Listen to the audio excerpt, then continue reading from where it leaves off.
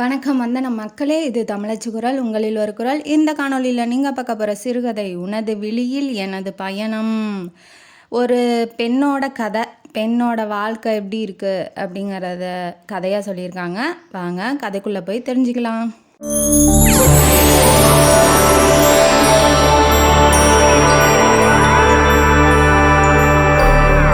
இந்த கதையோட ஆரம்பத்தில் ஹீரோயினியை பற்றி இன்ட்ரடியூஸ் பண்ணுறாங்க. ஹீரோயினி பேர் மானசா. அவங்க அவங்க அப்பா அம்மாவுக்கு 4வது பொண்ணு. ஆம்பளை பையன் வேணும் வேணும் வேணும்னு சொல்லி பெற்று 3 பொம்பளை பிள்ளைங்க ஆயிடுச்சு. 4வதாக நம்ம மானசாவை பெற்றிருக்காங்க. 2வது பொண்ணு ஓடி போயிடுச்சு. மற்றவங்க எல்லாத்துக்கும் கல்யாணம் பண்ணி அவங்கவுங்க வேலைக்கு போய் அவங்கவுங்க கல்யாணம் பண்ணிக்கிட்டாங்க. மானசா இப்போ வளகாப்புக்கு வர்ற அவங்க அக்காக்கெல்லாம் செலவு பண்ணுறது, வீட்டோட செலவெல்லாம் மேனேஜ் பண்ணுறது, அந்த மாதிரி இருக்காங்க. அவங்களுக்கு வயசு 28 ஆகுது. இன்னும் கல்யாணம் ஆகலை. ஒரு 3-4 மாப்பிள்ளை பார்த்துட்டு போயிட்டாங்க. ஒன்றும் செட் ஆகலை. ஏன்னா அதிகமாக வரதட்சணை கேட்குறாங்கும் போது அவங்களால கட்டி கொடுக்க முடியாது அப்படிங்கிற சூழ்நிலை இருக்குது. இவங்களும் என்ன பண்ணுறது, அப்பா அம்மா இருக்காங்க, அப்புறம் அக்காக்கெல்லாம் செலவு பண்ணணும் இல்லையா, அதனால் இவங்களும் வேலைக்கு போயிட்டுருக்காங்க. போயிட்டே இருக்கும்போது ஒரு நகைக்கடை வாசலில் ஒருத்தர் புது மனைவியோட நகை வாங்க போகிறத பார்க்குறாங்க. அவங்க யார் அப்படின்னா, 8 வருஷத்துக்கு முன்னாடி நம்ம மானசாவை பொண்ணு கேட்க வந்தவர். மானசா ரொம்ப அழகாக இருக்காங்க அப்படின்னு சொல்லி பார்த்த உடனேயே பிடிச்சிருக்கும். அவர் பேர் சந்துரு. 8 வருஷத்துக்கு முன்னாடி அவர் கம்பெனியில் தான் நம்ம மானசா வேலை செஞ்சுருப்பாங்க. பார்த்த உடனே பிடிச்சிருக்குங்கும் போது, மானசா உன்னை பிடிச்சிருக்கு, நீ என்னை கல்யாணம் பண்ணிக்கிறியான்னு கேட்குறாங்க. உடனே மானசா அதுதான் ஃபஸ்ட் டைமுங்கிறதுனால, இப்போ ஒரு பெண்ணுக்கு யாராவது ப்ரப்போஸ் பண்ணும்போது தடவை ஏற்படும் இல்லையா, ஓகே காதல்னா என்ன, கல்யாணம்னா என்ன அப்படின்னு சொல்லி ஒரு உணர்ச்சி ஏற்படும் இல்லையா, அந்த மாதிரி அவங்களும் நினச்சி பார்க்குறாங்க. ஓகே நம்மளையும் ஒரு ஆள் பிடிச்சிருக்குங்கிறான், கல்யாணம் பண்ணிக்கிறேன்னு சொல்கிறாங்கிற போது அவங்களுக்கு கொஞ்சம் மகிழ்ச்சியாக இருக்குது. இப்போ வீட்டில் போய் பேசுங்க அப்படின்னு சொல்லிட்டாங்க. அது அவருக்கு பிடிச்சிருக்கு, சந்துருக்கு. சரி இவளாம் எதுவும் சொல்லலை, வீட்டில் பெரியவங்கள்ட்ட பேச சொல்கிறாளே அப்படின்னு சொல்கிறாங்க. சொல்லும் போது அவனுக்கு சந்துருக்கு பிடிச்சிருக்கு. அதனால் அம்மாவை கூட்டிக்கிட்டு வீட்டில் பேசும்போது, ஜாதி வேறு வேறு இருக்குது, அதனால் நாங்கள் கல்யாணம் பண்ணி கொடுக்க மாட்டோம் அப்படின்னு சொல்லி அவங்க அம்மா அப்பா சொல்லிடுறாங்க. அவளுக்கு காதல் கல்யாணங்கிற ஒரு பூக்க வந்துச்சு. அது பூக்கிறதுக்கு முன்னாடியே வேரோட குழி தோண்டி புதைச்சிட்டாங்க அவங்க அம்மா அப்பா. அதோட சரி ஒரு 4-5 மாப்பிள்ளை பார்க்க அது ஒன்றும் செட் ஆகலை. அவளுக்கும் 28 வயசு ஆயிடுச்சு. ஆஃபீஸில் வேலை செய்யும் போது அவள் ஃப்ரெண்ட்ஸ் எல்லாம் கல்யாணம் ஆனவங்களாம் சொல்லும் போது, அவன் இப்படி பண்ணான் அப்படி பண்ணான், அப்புறம் வெளியில் போனோம், இந்த மாதிரி இப்போ லவ் ஜோடி, கல்யாணம் ஆன ஜோடிலாம் வாழ்க்கையில் என்ன நடந்துச்சு அப்படின்னு சொல்லும் போது அவளுக்கு ஏக்கமாக இருக்குது. சரி நமக்குன்னு ஒருத்தர் இல்லையே அப்படிங்கிற மாதிரி. அவங்க அம்மா மானசாவோட அம்மா எப்படின்னா, உடம்பு சரியாதவங்க. அவங்க கவர்மெண்ட் ஹாஸ்பிட்டல்லாம் போய் பார்க்க மாட்டாங்க, ஏன்னா உயிர் போயிடும் அப்படிங்கிற ஒரு பயம். ப்ரைவேட்லேயே பார்க்கறதுனால இவ வாங்குகிற சம்பளத்தில் பாதி இது அவங்களுக்கே சரியாக போயிடுது. பத்தாவதுக்கு இப்போ அப்பப்போ அக்காங்கெல்லாம் வேறு வராங்க இல்லையா, அதனால அவங்களுக்கு செலவு பண்ணுறது.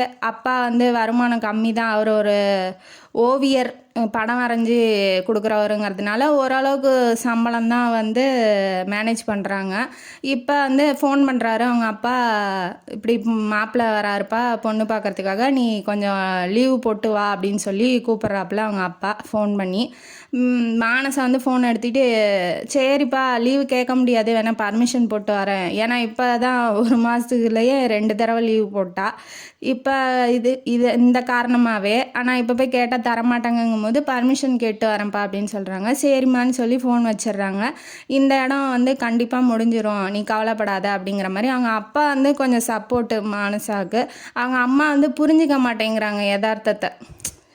ரொம்ப கஷ்டப்படுறோம், போய் கொஞ்சம் செலவை கம்மி பண்ணிக்கலாம், போய் ஹாஸ்பிட்டலில் போய் அதாவது பெரிய ஹாஸ்பிட்டலுக்கு போகாமல் நம்ம கவர்மெண்ட் ஹாஸ்பிட்டலுக்கே போகலாம் அப்படிங்கிற மாதிரி அவங்க நினைக்க மாட்டேங்கிறாங்க. அப்படிங்கிறது அவங்க ஹஸ்பண்டான மானசாவோட அப்பாவுக்கும் வருத்தமாக தான் இருக்குது, பொண்ணை இவ்வளோ கஷ்டப்படுத்துகிறோமேனு.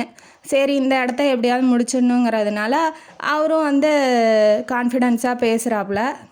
மானசாக்கிட்ட அவள் ஃப்ரெண்டு என்ன சொல்கிறா, நீ ரொம்ப அழகாக இருக்கடி, உன்னை பார்த்தாவே எல்லாத்துக்கும் பிடிக்கும், ஆனால் ஏன் இப்படி தள்ளி தள்ளி போகுது, பணத்தினால தான் அப்படிங்கிறது என்னால் நம்பவே முடியல, ஆனால் அதுதாண்டி உண்மை அப்படின்னு சொல்லி மானசா சொல்கிறா. உடனே அவள் ஃப்ரெண்டு இருந்துட்டு, நீ கவலைப்படாத, இந்த தடவை கண்டிப்பாக வந்து உனக்கு இந்த மாப்பிள்ளை செட் ஆயிடுவாப்புல அப்படின்னு சொல்லி ஒரு தைரியத்தை கொடுத்து அனுப்பிச்சி விட்றா. அவளுக்கும் அவள் ஃப்ரெண்டும் வந்து இந்த இடம் அமைஞ்சிரும்னு சொல்கிறாரு, அப்பாவும் இந்த இடம் வந்து கண்டிப்பாக அமைஞ்சிரும் அப்படின்னு சொல்லி சொல்லும் போது அவளுக்கும் கொஞ்சம் கான்ஃபிடென்ஸ் வருது. சரி, இந்த தடவை வந்து எப்படியாவது பொண்ணு பார்த்துட்டு போனால் கல்யாணத்தில் தான் முடியும் அப்படிங்கிற ஒரு சந்தோஷத்தோடு வரா.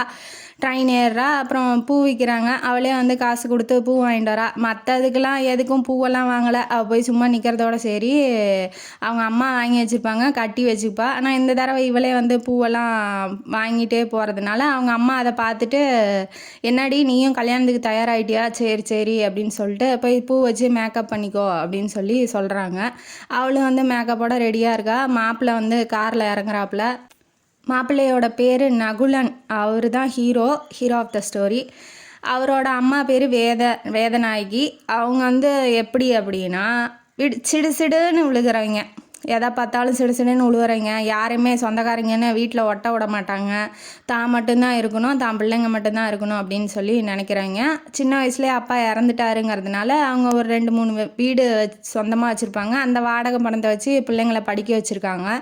அதனால் அம்மானா நம்ம நகுலனுக்கு வந்து உயிர். அதனால் வந்து அம்மா பேச்சை தட்ட மாட்டாப்புல. ஆனால் இப்போ புரோக்கர் வந்து பொண்ணு ஃபோட்டோவை காமிக்கும் போது அவருக்கு நகுலனுக்கு வந்து மானசாவை பிடிச்சிருக்குங்கிறதுனால அவர் வந்து இந்த பொண்ணே பார்த்துக்கலாம், வசதி கம்மியாக இருந்தாலும் பரவாயில்ல, இந்த பொண்ணை தான் கட்டணும் அப்படின்னு சொல்லி நினைக்கிறாப்புல. ஏன்னா அவளை பார்த்தோன்னா அவர் ரொம்ப பொறுமையாக இருக்கா. கோயிலில் ஒரு தடவை பார்த்துருப்பாப்புல, ஃபோட்டோவில் பார்த்ததை விட நல்லா இருக்கா, நேரில் சூப்பராக இருக்கா. அப்படிங்கும்போது அவளை பார்த்தாவே பொறுமையாக இருக்கிறா, ரொம்ப அமைதியானவ. குடும்பத்தை வந்து இப்போ கொஞ்சம் மிடில் கிளாஸுங்கிறதுனால குடும்பத்தை இவ தானே மேனேஜ் பண்ணுங்கும் போது ஏதாவது கஷ்டம்னா உடனே ஓடிட மாட்டா, நின்று போராடுவா அப்படிங்கிற ஒரு குணம் அவள்கிட்ட இருக்கும். அப்படிங்கிறதுக்காக இவர் அம்மா வந்து சிடுசிடுன்னு விழுகிறாங்க இல்லையா, இப்போ வேறு யாராவது இருந்தால் உடனே இந்த அம்மா என்ன இப்படி பேசுது, நான் அவங்க கூட ஆளமாட்டேன்னு சொல்லி ஓடிடுவாங்கல்ல, அந்த மாதிரி இருக்கக்கூடாது. அதனால் பொறுமையாக குடும்பத்தை வந்து நல்லா காப்பாற்றுறவளாக வேணும் அப்படிங்கிறதுக்காக நம்ம மானசாவை நகுலன் வந்து சூஸ் பண்ணியிருக்காப்புல. இப்போ பொண்ணு பார்க்கறதுக்காக உள்ளே போகிறாங்க. போனோடனே பிடிச்சிருக்கு, நகுலனை பார்த்தோன்னே மானசாக்கும் பிடிச்சிருக்கு.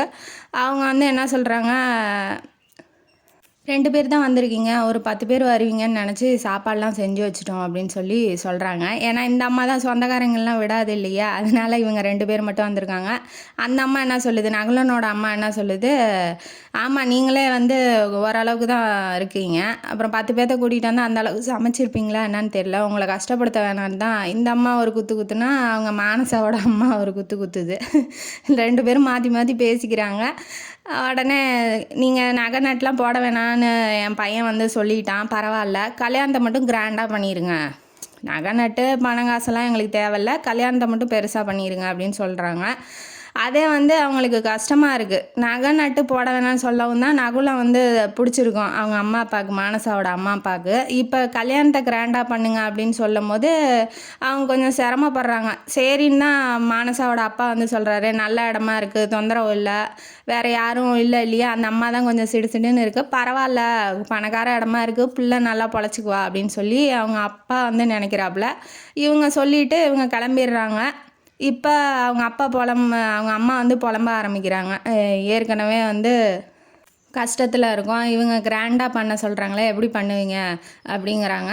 இன்னொரு கண்டிஷன் வந்து போட்டு போயிருப்பாங்க நகுலனோட அம்மா, என்னன்னா கல்யாணத்துக்கு அப்புறம் வேலைக்கு போகக்கூடாது மருமக அப்படின்னு சொல்லியிருப்பாங்க. அதுதான் நகுலனோட விருப்பமும். அவங்க நகை நட்டு போடலனாலும் பரவாயில்ல, கல்யாணத்துக்கு அப்புறம் ஒய்ஃப் வந்து வேலைக்கு போகக்கூடாது அப்படின்னு சொல்லி ஒரே ஒரு கண்டிஷன் மட்டும் சொல்லிட்டு இவங்க போகிறாங்க. அதோட அவளுக்கு முகம் சுருங்கிருச்சு. ஏன்னா இப்போ இவளுக்கு கல்யாணம் நடக்கணுன்னாலே இவள் ஆஃபீஸில் லோன் போட்டு கல்யாணத்தை கிராண்டாக பண்ணி அந்த லோனை அடைக்க இவ வேலைக்கு போய் தான் ஆகணும் அப்படிங்கிற சூழ்நிலை இருக்கும்போது இவங்க வந்து இப்போ வேலைக்கு போகக்கூடாதுன்னு சொன்னால் லோன் எடுத்தால் யார் அடைப்பா? அப்பாவும் வயசானவர், அம்மாவும் வயசானவங்க, உடம்பு சரியாதவங்க, எப்படி வந்து மேனேஜ் பண்ணுவாங்க அப்படின்னு சொல்லி கஷ்டப்படுறா. வேணாம்ப்பா, வேணாம், அந்த கல்யாணம் வேணாம், பரவாயில்ல, கல்யாணம் ஆகாமலே கடைசி வரைக்கும் இருந்துட்டு போகிறேன், பரவாயில்ல அப்படின்னு சொல்லி அவள் சொல்லும் போது அவங்க அப்பா வந்து ரொம்ப கஷ்டப்படுறாரு. சரி, நம்மளால் வந்து நம்ம பெத்த பிள்ளைக்கே நல்ல வாழ்க்கையை அமைச்சு தர முடியலையேன்னு கஷ்டப்படுறாங்க. அந்த அம்மா அதை கூட புரிஞ்சிக்காம, மானசாவோட அம்மா புரிஞ்சிக்காமல் என்ன சொல்லுதுன்னா, இந்த இடம் இல்லைன்னா வேற ஒரு இடம் பார்த்துக்கலாம் அப்படின்னு சொல்லி அசால்ட்டாக சொல்லுது. அதை வந்து மானசா அப்பா வந்து திட்டுறாரு, நீ போய் உன் வேலையை பாரு அப்படின்னு சொல்லிட்டு. ஏன்னா அந்த அம்மாவுக்கு உடம்ப பார்த்துக்கிறதுக்கு, வீட்டுக்கு சமைச்சு போடுறதுக்கு, வீட்டு செலவுக்கு பண்ணுறதுக்கு இவ சம்பளம் வேணுங்கும் போது அந்த அம்மா அவளுக்கு கல்யாணம் பண்ணுங்கிறதே வேணாம் அப்படிங்கிற மாதிரி நினைக்கிதாட்டங்குது. என்ன அம்மாவோ. அப்புறம் இல்லை இந்த இடம் கண்டிப்பாக முடிச்சிடலாமா, நீ ஏன் கவலைப்படுற, நான் வேலைக்கு போய் கூட கடனை அடைச்சிட்றேன், நீ கவலைப்படாத அப்படின்னு சொல்லி அவங்க அப்பா தைரியமாக சொல்லும் போது அவள் வேணான்னு தான். சரி, இதை பற்றி நம்ம வந்து நகுலன்ட்ட பேசிக்கலாம் அப்படின்னு சொல்லி இவன் நினைக்கிறா. மறுநாள் ஆஃபீஸுக்கு நகுலன் மானசாவை பார்க்கறதுக்காக வராரு, ஏதோ ஒரு விஷயம் பேசணுங்கிறதுக்காக. ஏன்னா நேற்று அவங்க அம்மா இருந்ததுனால அதை அவள்கிட்ட பேசுறதுக்கு அவரால் முடியாதுங்கிறதுனால இப்போ தனியாக பார்த்து பேசலான்னு வந்திருக்காப்புல. இவளும் தன்னோட விஷயத்த பற்றி சொல்லணும் இல்லையா, அதனால இவளும் வந்து பேசணும்னு நினைக்கிறா. 2 பேரும் ஒரு காஃபி ஷாப்புக்கு போகிறாங்க.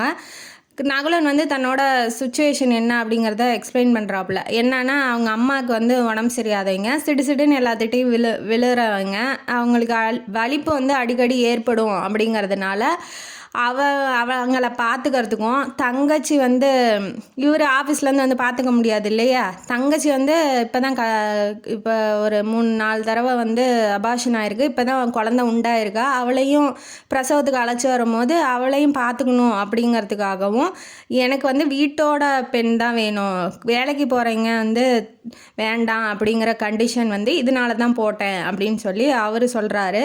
நீ கோச்சிக்கல அப்படின்னா இன்னொரு விஷயமும் சொல்கிறேன், இப்போ தான் அவங்க அம்மா அப்பாட்ட கல்யாணத்துக்காக 2 லட்சம் பணம் கொடுத்துட்டு வந்திருக்கேன். ஏன்னா எனக்கு உன்னை பிடிச்சிருக்கு, உனக்கு என்ன பிடிச்சிருக்குன்னு நான் நினைக்கிறேன். எனக்கு வந்து உன்னை கல்யாணம் பண்ணிக்கணும்னு ரொம்ப விருப்பப்படுறேன். இந்த பணத்தால் இந்த கல்யாணம் நிற்கக்கூடாதுன்னு நினைக்கிறேன். உன்ன மாதிரி பொறுமைசாலி அழகான பெண் வந்து என் வாழ்க்கைக்கு வரும்போது என் வாழ்க்கை நல்லா இருக்கணும், எங்கள் அம்மாவையும் என் தங்கச்சியும் உங்கள் அம்மா மாதிரி நீ பார்த்துக்குவ அப்படின்னு சொல்லி எனக்கு தெரியும். அதனால் உன்னை எனக்கு ரொம்ப பிடிச்சிருக்கு மானசா. நான் பணம் கொடுத்ததை நீ தப்பாக நினைக்கலங்கும் போது அவளுக்கும் வந்து இப்போ 28 வயசாயிருச்சு. இதுக்கு மேலே குழந்த பிறக்கிறது கொஞ்சம் கஷ்டம்தான். இதுக்கு மேலே வந்து விட்டாலும் அவ்வளோதான், அந்த 30 வயசுக்கு மேலே இப்போ மாப்பிள்ளையெல்லாம் பார்த்தாலும் ஒன்றும் செட் ஆகாது இல்லையா, அவளும் கொஞ்சம் பயந்துக்கிட்டு தான் இருந்திருப்பா. இப்போ வந்து இவர் இப்படி சொல்கிறதுனால சரி நம்மளுக்கு தானே, இப்போ இவரை தானே கல்யாணம் பண்ணிக்க போகிறாங்கும் போது பணம் ஒன்றும் பெருசாக இருக்காது, அவங்க பணமும் நம்ம பணம் தானே அப்படின்னு சொல்லி நினச்சிக்கிட்டு சரின்ட்டு ஒத்துக்கிறா. இப்போ பத்திரிக்கையெல்லாம் அடிச்சுட்டு ஃபோனில் பேசிக்கிட்டு அடிக்கடி மானசாவும் நகுலனும் ஒருத்தருக்கு ஃபோனில் பேசிக்கிறாங்க. கொஞ்சம் கொஞ்சமாக மானசாவுக்கு வந்து நகுலனை பிடிக்க ஆரம்பிக்குது. பத்திரிக்கையெல்லாம் அடித்து அவங்க அப்பா அம்மா வெளியில் கொடுக்கறதுக்காக, கல்யாண பத்திரிக்கை கொடுக்கறதுக்காக போயிருக்காங்க. அதை பார்த்த நகுலன் வந்து அந்த வழியாக வந்திருப்பாப்புல. சரி, மானசா வீட்டில் தனியாக இருக்கா அப்படின்னு சொல்லிட்டு இவர் உள்ளே நுழையிறாப்புல. இங்கே ஒரு ரொமான்டிக் சீன் நடக்குது. இவ வந்து நைட் ட்ரெஸ்ஸில் இருக்கும்போது இவரை பார்த்த உடனே ஷால் எடுத்து மேலே போட்டுக்கிறா. அது வந்து அவருக்கு பிடிச்சிருக்கு. சரி, ஓகே, நம்மளுக்கும் மரியாதை கொடுக்குறா அப்படிங்கிற மாதிரி பிடிச்சிருக்கவனே. என்னம்மானும் அப்பா அம்மா இல்லையாட்டங்குது, வெளியில் போகிறத பார்த்தேன் அப்படின்னாட்டி தெரிஞ்சுக்கிட்டு ஏன் உள்ளே வரீங்க, யாராவது பார்த்தா தப்பாக நினச்சிக்க போகிறாங்க, போங்க வெளியில் நகுலன் அப்படின்னு சொல்லும் போது, என்னம்மானும் ஒரு இன்ட்ரெஸ்டே இல்லாமல் இருக்கா, இப்போ கல்யாணம் ஆக போகுது, கல்யாணத்துக்கு அப்புறம் பண்ணுற வேலையெல்லாம் அப்போ பார்த்துக்கலாம், இப்போ சின்ன சின்ன கிஸ்ஸு, கட்டி பிடிக்கிறது அந்த மாதிரி கூட பண்ணக்கூடாதா அப்படின்னு சொல்லி கேட்கும்போது அவளுக்கு வந்து இதுதான் வந்து ஃபஸ்ட் டைம்ங்கிறதுனால கொஞ்சம் பயந்துக்கிறா. யாருக்காக இருந்தாலுமே அந்த ஒரு ஃபீலிங் இருக்கும் இல்லையா. இப்போ இவர் வந்து ஏன் நான் ஃபீல் பண்ணுற மாதிரி நீ ஃபீல் பண்ணலையா அப்படின்னு சொல்லி கேட்குறாரு. அப்படிலாம் இல்லைனாக்குள்ள நான் அப்பா அம்மா இல்லை, யாராவது பார்த்தா தப்பாக நினச்சிக்கோங்க, நீலாம் வாயில் பேசினா சரிப்பட்டு வரமாட்டேன்னு சொல்லி கிட்ட வரும்போது அவள் ரூமுக்குள்ளே போயிடுறா. சரி, இது ரொம்ப சௌரியமாக போயிடுதுன்னு இவரும் போகிறாப்புல. போனோடனே ஒரே ஒரு கிஸ் தானே கேட்குறேன், கொடுக்கக்கூடாதா அப்படின்னு சொல்லி கேட்குறாப்புல. அவளும் வந்து அதெல்லாம் கல்யாணத்துக்கு அப்புறம் பண்ணுறதை நாம் பண்ணிக்கலாம், இப்போதைக்கு ஒரு கிஸ் மட்டும் கூட அப்படின்னு சொல்லி கெஞ்சும் போது அவள் வந்து கன்னத்தில் கொடுக்கலான்னு போகிறாவ. இவர் வந்து கன்னத்திலலாம் வேணாம் அப்படின்னு சொல்கிறாப்புல. அதெல்லாம் தர முடியாது, கன்னத்தில் மட்டும்தான் கொடுப்பேன் அப்படின்னு சொல்லிட்டு ஒரு கிஸ் பண்ணுறாங்க. 2 பேரும் ஹக் பண்ணிக்கிறாங்க. அங்கே ஒரு ரொமான்டிக் சீன் நடந்து முடிஞ்சிருது. இவர் வீட்டுக்கு போயிட்டாப்புல. போனதுக்கப்புறம் இப்போ கல்யாணம்லாம் நடந்து ஒரு வழியாக நல்லா முடிஞ்சிருச்சு. நகுலனோட அம்மா வந்து அவங்க அம்மா அப்பா, அதாவது மானசாவோட அம்மா அப்பாவை கொஞ்சம் கூட மதிக்கிறதே இல்லை, பணம் இல்லைங்கிறதுனால. ஏதோ வந்ததுக்கு வாங்க அப்படின்னு சொல்லிட்டு அவங்க பாட்டுக்கு போயிடுவாங்க. இருந்தாலும் இவள்கிட்ட சிடுன்னு விழுந்தா கூட அவள் வந்து பொறுமைசாலி, கொஞ்சம் மேனேஜ் பண்ணிக்கிறா. சரி அத்தை இப்படி தான் அப்படின்னு சொல்லிட்டு. ஏன்னா அவங்க உடம்பு சரியாதவங்க இல்லையா, அதனால் அவள் வந்து எதுவும் எய்த்து பேச மாட்டா, அமைதியாக போயிடுவா. கல்யாணத்துக்கு வந்து அவங்க தங்கச்சி வந்து ரொம்ப அட்டாச் ஆகிட்டா. சரி வாங்க ரூமெல்லாம் சுற்றி காமிக்கிறேன் அப்படின்னு சொல்லி வீடெல்லாம் சுற்றி காமிக்கிறா. எல்லாம் நல்லபடியாக போகுது. போனதுக்கப்புறம் இப்போ ஃபஸ்ட் நைட் ஆரம்பிக்குது. ஃபஸ்ட் நைட்டும் நல்லபடியாக முடிஞ்சிருச்சு. காலையில் எந்திரிக்கிறா, போய் வேலை செய்யணும் அப்படிங்கிறதுக்காக. ஏன்னா இவங்க வீட்டில் 6 மணிக்கு எந்திரிப்பா. இப்போ புகுந்த வீடுங்கிறதுனால ஒரு மாதம் முன்னாடியே அலாரம் வச்சு 5 மணிக்கே எந்திரிச்சு பழகியிருப்பா. இப்போ 5 மணிக்கே எந்திரிச்சிக்கிறா. எந்திரிச்சோடனே கிட்ட ஆணு கத்திக்கிட்டு இப்போ நகுலன்ட்ட வரா. ஏன் என்னாச்சு அப்படின்னு சொல்லும் போது, என்னங்க குளிக்கிற ரூமில் இப்போ தாப்பாலே இல்லை அப்படின்னு கேட்கும் போது, நம்ம ரூம் தானே, யார் வரப்போகிறா அப்படிங்கும் போது, என்ன நகுலன்னு சொல்கிறீங்க அப்படின்னு சொல்கிறா. ஏன் அதனால் என்ன, நான் மட்டும் தானே இருக்கேன் அப்படிங்கும் போது, ஐயோ ஏன் அப்படி பேசுகிறீங்க அப்படின்னு சொல்லிட்டு இப்போ அவள் கல்யாண வாழ்க்கையை நல்லா என்ஜாய் பண்ணுறா. நகுலனோட அன்பு வந்து அவளை வந்து எல்லாத்துலேயும் பொறுமையாகவும் சிறப்பாகவும் நடக்கிறதுக்கு வைக்கிது. இப்போ 2 பேரும் வந்து சேர்ந்து குளிச்சிக்கலாம், நீ என்ன சொல்கிற அப்படின்னு சொல்லி கேட்கும் போது, அதெல்லாம் முடியாது அப்படின்னு சொல்கிறா. இவன் தூக்கிட்டு உள்ளேயே போயிடுறான். அந்த சீனு அங்கே முடிஞ்சிடுச்சு. அப்புறம் கீழே இறங்கி வந்து சாப்பாடெலாம் செஞ்சு போடுறா. அந்த அம்மா, நகுலனோட அம்மா வந்து எவ்வளோ நல்லா செஞ்சாலும் ஓரளவுக்கு சாப்பிட்டுட்டு போகிறாங்க, எனக்கு போதும் அப்படின்னு சொல்லிட்டு. ஏன்னா அவங்களுக்கு வந்து பண வசதி இல்லை அப்படிங்கிறது ஒரு குறையாக தெரியுது. அவளோட குணம் வந்து அவங்களுக்கு வந்து தெரிய மாட்டேங்குது. இப்படியே நாட்கள் நகருது. ஒரு நாளைக்கு பத்திரிக்கையில் வந்து காஷ்மீரில் இருக்க ஃபோட்டோ மாதிரி ஏதோ ஒன்று ஃபோட்டோ வந்திருக்கு. அதை பார்த்துக்கிட்டே இருக்கா. அதை பார்த்துட்டு நகுலன் கேட்குறான், ஏன் உனக்கு காஷ்மீர்னா பிடிக்குமா அப்படின்னு சொல்லி கேட்கும்போது, எனக்கு ரொம்ப நாள் ஆசை அங்கெல்லாம் போய் சுற்றி பார்க்கணுன்னு அப்படின்னு சொல்கிறேன். ஹனிமூனுக்கு போகலாமா அப்படின்னு சொல்லி கேட்கும் போது, அவளுக்கு வந்து அங்கே போய் ஹனிமூன் கொண்டாடணும் ஆசை. ஆனால் வந்து இப்போ இவன் என்ன சொல்கிறான்னா, இப்போ நம்ம போயிட்டு அம்மாவையும் தங்கச்சியும் யார் பார்த்துக்குவா அப்படின்னு சொல்லி கேட்குறான். ஏன் நம்ம வேலைக்காரி வச்சுட்டு போகக்கூடாதா, ஒரு 10 நாளைக்கு தானே அப்படிங்கும் போது, இல்லை இப்போ வந்து ரொம்ப கிரிட்டிக்கலான கண்டிஷன், அவள் வேறு மாசமாக இருக்கா இல்லையா, அவளை எப்படி தனியாக விட்டுட்டு போக முடியும் அப்படின்னு சொல்லி அவன் வந்து சொல்லும் போது சுச்சுவேஷனை புரிஞ்சுக்கிறா. சரி நம்மளால் எங்கேயும் போக முடியாதுங்கிறத. ஆனால் அதுக்கு பதிலாக அவன் என்ன சொல்கிறான், டெய்லி 1 ஹவர் முன்னாடியே வந்துடுறேன், நம்ம வேணால் வாக்கிங் போயிட்டு வரலாம் அப்படின்னு சொல்லி சொல்கிறான். சரி ஓகே, வேறு வழி இல்லை இல்லையா. இப்போ சுச்சுவேஷன் நமக்கு என்ன சாதகமாக இருந்தால் தான் நம்ம போய் பேச முடியும். அது சாதகமாக இல்லைங்கும் போது என்ன பண்ணாலும் அது ஒன்றும் வேலைக்கு ஆகாது. நான் சொன்ன மாதிரியே டெய்லி ஒய்ஃபையும் சந்தோஷப்படுத்தணும், அட் த சேம் டைம் வந்து குடும்பத்தையும் பார்த்துக்கணும் இல்லையா. அதனால நகுலனோட சுச்சுவேஷன் வந்து அவளுக்கு புரியுது. அதனால் 1 ஹவர் முன்னாடியே வந்துடுறான். 2 பேரும் வாக்கிங்க்கு போயிட்டு வராங்க. ஒரு நாள் வந்து லேட் ஆயிடுது. அப்புறம் வாக்கிங்க்கு போகிறதுக்கு முன்னாடியே வந்து அவங்க அம்மாவுக்கு வலிப்பு மாதிரி வந்துடுது. அதனால் வாக்கிங்கையும் கட் பண்ணிட்டான் அதோட. ஏன்னா இப்போ விட்டுட்டு போனால் எந்த நேரத்தில் வேணாலும் வரலாங்கிறதுனால அதையும் வேண்டாம் அப்படின்னு சொல்லி விட்டுட்டான். அப்புறம் சரி வாக்கிங்லாம் போக வேணாம்னு சொல்லிவிட்டு அவளும் மனசை வந்து கட்டுப்படுத்திக்கிறா. அப்புறமேல ஒரு 3-4 மாதம் ஆகுது. ஆப்வியஸாக வந்து ப்ரெக்னென்ட் ஆகிருப்பா இல்லையா, அதை சொல்லலாம் நகுலன்ட்டன்னு ஆசையாக வெயிட் பண்ணிகிட்ருக்கா. அவளுக்கு ரொம்ப குஷியாக இருக்குது. என்ன பண்ணுவார், ஸ்வீட் கொடுப்பாரு, தூக்கிட்டு ஓடுவார், சுற்றுவார், கன்னத்தில் கிஸ் கொடுப்பாரு. அவள் வந்து சினிமா ரொம்ப பாப்பாளாட்டங்குது. சரி அப்படி நினச்சிக்கிட்டு இருக்கா அவள். ஆனால் ரியலாக என்ன நடந்தது அப்படின்னா, அவன்கிட்ட சொல்லும் போது, ஆசையாக சொல்லும் போது, இப்போ என்ன அவசரம், ஒரே வார்த்தை கேட்டோன்னா அவளோட கோட்டையெல்லாம் தரமட்டமாயிருது. என்ன சொல்கிறீங்க அப்படிங்கும் போது, ஆமாம் இப்போ தங்கச்சி வந்து வந்திருக்கா பிரசவத்துக்காக, இப்போ அவளை நீ கவனிச்சுக்கணுங்கும் போது, நீ மாசமாக இருந்தால் உன்னை யார் கவனிப்பா, நீ எப்படி அவளை கவனிச்சிக்க முடியும், அதுவும் இல்லாமல் அம்மா வேற உடம்பு சரியில்லை அப்படிங்கும்போது அவள் ஏன் எல்லாமே இவனோட சுச்சுவேஷனையே மனசில் வச்சுக்கிட்டு எல்லாமே பேசுகிறான், நம்மளை பற்றி நினைக்கவே மாட்டேங்கிறானே அப்படிங்கிற ஒரு எண்ணம். ஒரு கசப்பு வந்து வருது 2 பேத்துக்கு நடுவில். சரி வேண்டான்னா விட்டுருங்க அப்படின்னு சொல்லிட்டு அது வந்து அபார்ஷன் பண்ணிடுறாங்க.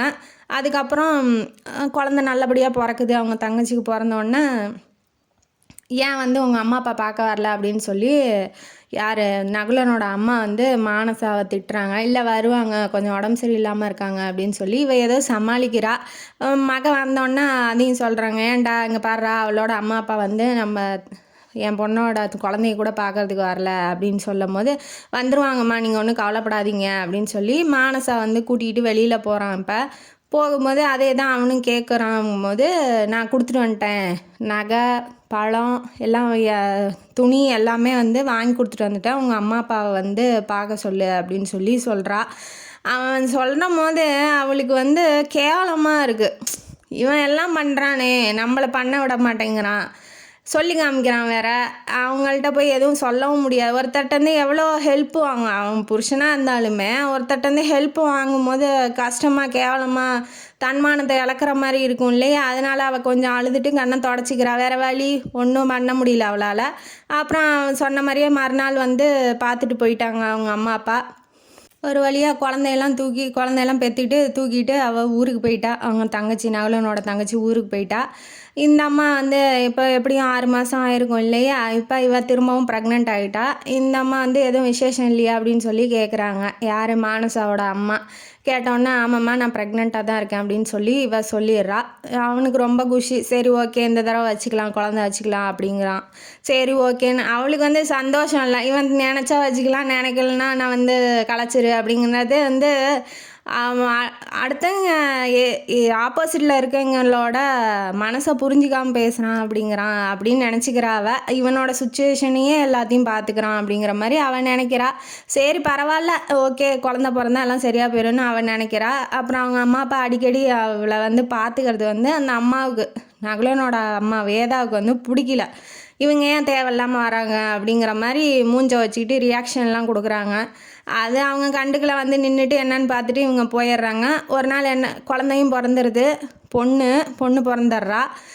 ஒரு நாள் வந்து பேத்தியை தூக்கலான்னு சொல்லி அவங்க அப்பா வந்து வந்திருப்பார். ஆசையாக அன்பாக வந்து நம்ம மானசா மாதிரியே இருக்கா, சூப்பராக இருக்கா அப்படின்னு சொல்லி பேத்தியை கொஞ்சறதுக்கு டெய்லி வரும்போது ஒரு நாளைக்கு வந்து தூக்கிட்டு கொஞ்சிக்கிட்டு உக்காந்துட்டு இருக்காப்புல. இந்த அம்மா என்ன பண்ணுது, நகுலனோட அம்மா வந்து ஒரு பாயை போட்டு அவங்க அப்பா காலில் இடிக்கிற மாதிரி காலை நீட்டி போட்டு படுத்துக்குது. இது வந்து மானசாவுக்கு கஷ்டமாயிடுச்சு. என்ன தான் அவங்க சிடுன்னு விழுந்தாலும் அவங்களோட வீடாக இருந்தாலும் வீட்டுக்கு ஒருத்தங்க வந்திருக்கும் போது கொஞ்சம் கூட மரியாதை இல்லாமல், அதுவும் அவங்க அப்பா வந்து அந்த அம்மாவோட வயசு பெரியவங்கங்கும் போது காலு படுற மாதிரி படுக்கிறதுங்கிறது வந்து கேவலப்படுத்துகிற மாதிரி தானே, ஒருத்தங்களை அவமானப்படுத்துகிற மாதிரி தானே இருக்குது அப்படின்னு அவன் நினச்சிக்கிட்டு குழந்தைய சட்டுன்னு வாங்கிட்டு தூக்கிட்டு வாங்கப்பா போகலான்னு சொல்லி வெளியில் கூட்டிகிட்டு போயிட்டு, இனிமேட்டு வந்து நீங்கள் வராதிங்கப்பா வீட்டுக்கு, ஏன்னா அவங்க கேவலப்படுத்துகிறாங்க, அந்த கேவலத்தை நீங்கள் ஏன் தாங்கணும், நீங்கள் போங்கப்பா வீட்டுக்கு, இனிமேட்டு இந்த வீட்டு பக்கம் வராதிங்க அப்படின்னு சொல்ல அவர் புரிஞ்சுக்கிறாரு. சரிம்மான்ட்டு போயிடுறாரு. என்ன பண்ணுவார், வேறு ஒன்றும் பண்ண முடியல அவரால். வீட்டுக்கு வந்தோன்னா நகுலன்ட்ட சொல்லும் போது எங்கள் அம்மாவை பற்றி பேச நீ யாருன்னு சொல்லி அடிச்சிட்றான்.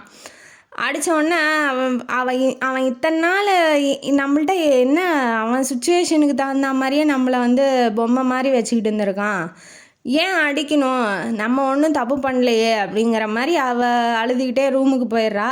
வேணாம் இனிமேட்டு நம்ம ஏன் இங்கே இருக்கணும், இந்த வீட்டில் இருக்கணும், ஒருத்தர் உதவி செஞ்சு நம்ம இருக்கணும்னு நமக்கு அவசியம் இல்லை அப்படிங்கிற மாதிரி குழந்தைய தூக்கிட்டு வெளியில் வரும்போது அவங்க அம்மாவை பிடிச்சி சத்தம் போட்டுக்கிட்டு இருக்கான். உனக்கு ஏமா அறிவே இல்லையாம்மா, ஏமா இப்படி இந்த மாதிரி பண்ணுற, அவங்கள்ட்ட பணம் இல்லை தான், அதுக்காக நீ இப்படி அவமானப்படுத்தணுமா அப்படின்னு சொல்லி அவங்க அம்மாவை திட்டும் போது அவளுக்கு சரி ஓகே பரவாயில்ல அப்படிங்கிற மாதிரி, ஏன்னா அம்மா வந்து எதுவும் பேசக்கூடாதுங்க ஒய்ஃபு அப்படிங்கிறதுக்காக அவளுக்கு ஒரு அடி, அந்த பக்கம் ஒரு குத்து, இந்த பக்கம் வந்து அவளோட வீட்டிலேருந்து யார் வந்தாலும் கேவலப்படுத்தக்கூடாதுமா அப்படிங்கிறதுக்கு இந்த பக்கம் அவங்க அம்மா பக்கம் ஒரு குத்துறான். இப்போ எப்படியா இருந்தாலும் அவனுக்கு அம்மாவும் வேணும் ஒய்ஃபும் வேணுங்கிறதுக்காக பண்ணிக்கிட்டு இருக்கான். சரி பார்த்தோன்னா சரி அவங்க அம்மா வந்து கேட்குறாப்புல பரவாயில்ல அப்படின்னு சொல்லிட்டு இவளுக்கு கொஞ்சம் மனசு குளிர்ந்துடுது. சரின்னு உள்ளே போயிடுறா. அப்புறம் மறுநாள் வந்து உட்காடுறான். உட்காந்தோன்னே அவன் கேட்காமலே காஃபி எடுத்துகிட்டு வந்து கொடுக்குறா. என்ன மானு நான் அடித்தது கஷ்டமாக இருக்கா, எனக்கு இன்றைக்கி வேலையே ஓடலை, உன்னை அடிச்சிட்டேன் இல்லையா, இப்போ ஒய்ஃபை சமாதானப்படுத்தணும் இல்லையா, அதனால் சார் வந்து முயற்சி பண்ணிகிட்டு இருக்காப்புல. உன்னை அடிச்சிட்டேன்ல, எனக்கு வேலையே இல்லை, எனக்கு மனசே கேட்கல, என் கையும் ரொம்ப நீண்ட கை, உன்னை இனிமேட்டு அடிக்கவே மாட்டேன், கஷ்டப்படுத்த மாட்டேன், நீ எங்கள் அம்மாவை எப்படி பார்த்துக்கிற உங்கள் அம்மா மாதிரி, நான் ஏன் அடித்தேன்னு எனக்கே தெரில, என்னை மன்னிச்சிரு அப்படின்னு சொல்லி அவன் சொல்கிறான். அவளும் சரி அக்செப்ட் பண்ணிக்கிறா, வேறு வழி ஒன்றும் சொல்கிறதுக்கு இல்லை. சரின்னு பரவாயில்லைங்க, நீங்கள் அன்பு காட்டும் போது, நீங்கள் வந்து என்கிட்ட அன்பாக பேசும்போது, அவங்க அன்பை தெரிவிக்கும் போது கோவத்தை காட்டுறதும் தப்பு இல்லையே, பரவாயில்ல அப்படின்னு சொல்லி அவளும் புரிஞ்சுக்கிறா. கல்யாணத்துக்கு எல்லாம் புறப்படும் போது குழந்தைக்கு ரொம்ப உடம்பு சரியில்லைங்கும் போது மானசா வந்து வீட்டிலேயே இருந்துக்கிறா. இவங்க அம்மாவும் பையனும் மட்டும் கல்யாணத்துக்கு போகிற மாதிரி இருக்குது. ட்ரெயினில் போகும்போது ட்ரெயின் ஆக்சிடெண்ட் ஆயிடுது. கண்ணாடி கிழிச்சு அவருக்கு வந்து கண் தெரியாமல் போயிடுது. இந்த அம்மாவுக்கு வந்து விளங்காமல் போயிடுது, கை கால்லாம் விளங்காமல் ஒரு பக்கம் வந்து அப்படியே செயலற்று போயிடுது. இப்போ ஆல்ரெடியே அந்த அம்மா சிடுன்னு விழுகும். இவன் ஒருத்தன் தான் சம்பாரிச்சு போட்டுக்கிட்டு இருந்தான். இப்போ வெளியிலையும் இவளால் போய் வேலை செய்ய முடியாது, குழந்த இருக்குது, அவனுக்கும் கண்ணு தெரியாமல் போயிடுச்சு. அவள் வந்து முடியாமல், மாமியார் முடியாமல் கிடக்குது. இப்போ இவங்க எல்லாத்தையும் பார்த்துக்கிற பொறுப்பு வந்து யாருக்கு வந்துடுச்சுன்னா மானசாவுக்கு வந்துடுச்சு. ஏன்டா கடவுளே இப்படி கஷ்டத்தை கொடுக்குறேங்கிற மாதிரி. ஒரு பெண் வாழ்க்கையில் வந்து கஷ்டம் வரலாம், இந்தளவுக்கு வரணுமா அப்படிங்கிறது எனக்கு பாவமாக தான் இருந்துச்சு கதையை படிக்கும்போது. அதுக்கப்புறம் என்ன பண்ணுறா, எல்லாத்தையும் தானே பார்த்துக்கணும், அதனால் இருக்கிற பணத்தை வச்சு மெயின்டைன் பண்ணிகிட்ருக்கா. எல்லா டாக்டர்கிட்டையும் போனாலும் கண்ணு தெரியறதுக்கு வழி இல்லைம்மா அப்படின்னு சொல்லும் போது ஒரே ஒரு டாக்டர் மட்டும்தான், இல்லை எல்லா நரமும் செத்து போல், ஒரு சில நரம்பு வந்து உயிரோடு தான் இருக்குது, அதை வச்சு எப்படியாவது கண்ணு தெரிய வச்சிடலாம் அப்படின்னு சொல்கிறாப்புல. ஆனால் இங்கே நடக்காது, வெளிநாட்டுக்கு தான் போகணும் அப்படின்னு சொல்கிறாங்க. இருக்கிற பணத்தை வச்சுக்கிட்டு இத்தனை நாள் ஓடிட்டா. இப்போ இதுக்கு மேலே செலவுக்கு, அவங்க செலவுக்கு, இவங்க செலவுக்கு, இதுக்கெல்லாம் என்ன பண்ணுவா அப்படின்னு சொல்லி நகுலன் வந்து கேட்குறாப்புல, மேனேஜ் பண்ணிடுவியா அப்படின்னு சொல்லி கேட்கும்போது, நான் பார்த்துக்குறேங்க, நீங்கள் கவலைப்படாதீங்க. ஏன்னா அவனுக்கு கில்ட்டியாக இருக்குது. ஆல்ரெடி வந்து அம்மாவை பார்த்துக்கணும், தங்கச்சியை பார்த்துக்கணும், குழந்தைய பார்த்துக்கணும், இப்போ நம்மளும் அவளுக்கு பாரமாக ஆகிட்டோமோ அப்படின்னு சொல்லி கவலைப்படுறாப்புல. காலில் கூட விழுந்துட்டு நீ என்னை விட்டு போக மாட்டீல அப்படின்னு. இதான் மனசை வந்து ரொம்ப கஷ்டத்தில் இருக்கும்போது நம்ம கஷ்டத்தை போக்குற ஆள் வந்து நம்மளை விட்டு போகக்கூடாதுன்னு நினைப்பாங்க இல்லையா, அந்த மாதிரி வந்து நகுலன் வந்து மானசாவை நினைக்கிறான். நீ என்னை விட்டு போக மாட்டீல அப்படின்னு சொல்லி கேட்கும் போது அவளுக்கு கோவம் தான் வருது. இருந்தாலும் நான் அவங்கள விட்டு எங்கே போகிறது, எங்கேயும் போக மாட்டேன், நீங்கள் கவலைப்படாமல் இருங்க, உங்களுக்கு திரும்ப கண் பார்வை வந்துடும் அப்படின்னு சொல்லி தைரியம் மூட்டுறா. அவள் மாமியாரை பார்த்துக்கிறா, இவனையும் பார்த்துக்கிறா, குழந்தையும் பார்த்துக்கிறா. ஒரு நாளைக்கு அவங்க அம்மா அப்பா பார்த்துட்டு வந்துடலான்னு அம்மா அப்பா வீட்டுக்கு போகிறா. அவங்க அப்பா வந்து இந்த சாரங்கட்டி ட்ராயிங் பண்ணுவாங்க இல்லையா, அந்த மாதிரி அந்த குச்சியில் நின்று ட்ராயிங் பண்ணும்போது குச்சி உடஞ்சி கீழே விழுந்து மாவு கட்டு போட்டுட்ருக்காப்புல. அவங்க அம்மா வந்து காய்கறி வெட்டுறதுக்கு ஹோட்டலுக்கு வேலைக்கு போயிருக்காங்க. வயசான காலத்தில் இவங்க இப்படி கஷ்டப்படுறாங்களே அப்படின்னு சொல்லிட்டு அவளும் கஷ்டப்படுறா. என்ன பண்ணுறது, ஒன்றும் பண்ணுறதுக்கு இல்லை. அப்புறம் வீட்டுக்கு வரா, நீங்கள் கஷ்டப்படாதீங்க, மாசானா ஓரளவுக்கு அமௌண்ட்டு தரேன், அதை வச்சு நீங்கள் பாருங்க அப்படின்னு சொல்லி அம்மா அப்பாவை தேத்திட்டு இந்த பக்கம் வந்து பார்க்கும்போது வீட்டிலேருந்தே என்ன பண்ணலாம் வேலை அப்படிங்கிற மாதிரி யோசிக்கிறா. அவன் கம்ப்யூட்டர் இருக்கும், அதன் மூலமாக கம்பெனிக்கெலாம் எதாவது வேலை செய்யணும், ப்ராஜெக்ட்டு டிசைன் எதாவது பண்ணி கொடுக்கணும் அப்படின்னு சொல்லிட்டு வீட்லேயே உட்காந்து அப்ரோச் பண்ணிகிட்ருக்கா. அதுலேருந்து கொஞ்சம் காசு வருது, ஓரளவுக்கு வருது. அப்புறம் கொஞ்சம் கொஞ்சமாக டெவலப் பண்ணுறா. அவனும் ஹெல்ப் பண்ணுறான், நகுலனும் ஹெல்ப் பண்ணும்போது ஓரளவுக்கு குடும்பத்தை வந்து மேனேஜ் பண்ணுற அளவுக்கு அவளுக்கு காசு கிடைக்கிது, நல்ல வருமானம் கிடைக்குதுங்கும் போது அந்த வீட்டை வந்து நல்லா பார்த்துக்கிறா. அவளால் முடியும், ஆப்ரேஷன் பண்ண முடியுங்கிற ஒரு தெம்பு வருது அவளுக்கு. உடனே ஒரு நாள் என்ன பண்ணுறான், நகுலன் வந்து மானசா அப்படின்னு சொல்லி கூப்பிட்றான். இவன் போயிட்டு இருங்க குழந்தைய தூங்க வச்சுட்டு வரேன்னு சொல்லிட்டு குழந்தைய தூங்க வச்சுட்டு மாமியாரை கவனிச்சுட்டு இப்போ ரூமுக்கு போகிறா. போனோன்னா ஹஸ்பண்ட் வந்து ஹக் பண்ணுறாப்புல. அவளுக்கு வந்து நாள் பூரா வேலை செஞ்சாலும் அந்த ஹஸ்பண்டோட அணைப்பு வந்து அவளுக்கு அந்த வலி உடம்பு வலியே தெரியல, எல்லாம் பறந்து போன மாதிரி. அந்த ஒரு அன்பு இருந்தால் அதெல்லாம் தெரியாது இல்லையா. அவர் வந்து ஹக் பண்ணும்போது அந்த அன்புனால அவளுக்கு அந்த கஷ்டப்படுறோம், நம்ம இந்த வாழ்க்கையில் ஏன் வாழணும் அப்படிங்கிற எண்ணமே அவளுக்கு வராமல் இருக்குது. ஹக் பண்ணி அவங்க எப்போதும் போல் சந்தோஷமாக இருக்காங்க. இப்போ இந்த இந்த கதை இதோட முடியுது. இப்போ இந்த கதையிலேருந்து நமக்கு என்ன தெரியுது அப்படின்னா, வீட்டை வந்து தாங்கிறது நிலம் கிடையாது, ஒரு பெண் தான் அப்படிங்கிறது நம்ம இந்த கதையிலேருந்து புரிஞ்சுக்கிறோம். இந்த கதையும் காணொலியும் உங்களுக்கு பிடிச்சிருந்தா லைக் பண்ணுங்கள், ஷேர் பண்ணுங்கள், சப்ஸ்கிரைப் பண்ணுங்கள், கமெண்ட் பாக்ஸில் கமெண்ட் பண்ணுங்கள். நன்றி மக்களே.